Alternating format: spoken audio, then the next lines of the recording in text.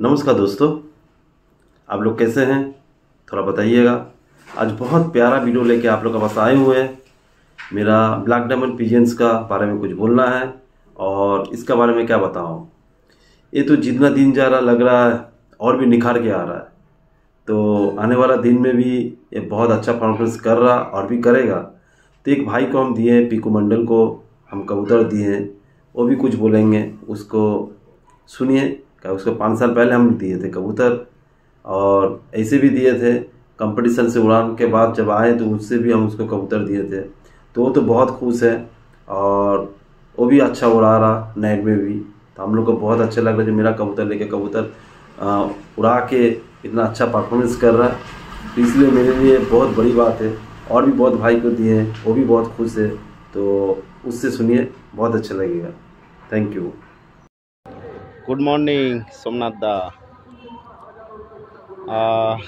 আজকের প্রায় বছর 5 হবে তোমার কাছ থেকে ব্ল্যাক ডায়মন্ড ব্রিডটা যেটা নিয়েছি, সেই ব্রিডটার আজকের দেখাবো।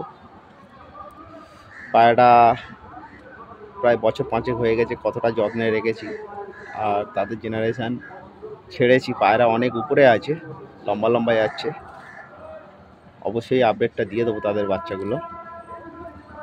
আর বেশি বাচ্চা করি না, ওদের অল্প বাচ্চা করি, যেহেতু ওটা সবথেকে ফেভারেট পায়রা আমার। আর এটা তোমারও সবথেকে ফেভারেট, যত্ন করে রাখি। আর রিসেন্ট 2টো বাচ্চা করেছি, ওদের ডাইরেক্ট জোড়া বাচ্চা করেছি, 2টো করে রাখলাম।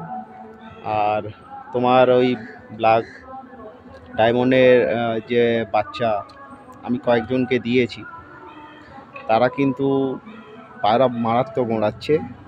তাদের বাড়ি থেকে অবশ্যই একদিন আমি ভিডিও করে তোমাকে পাঠাবো, দেখে নিও। এটা আমার তরফ থেকে ভিডিওটা করলাম আর ওই পায়রাগুলো তোমাকে দেখাবো।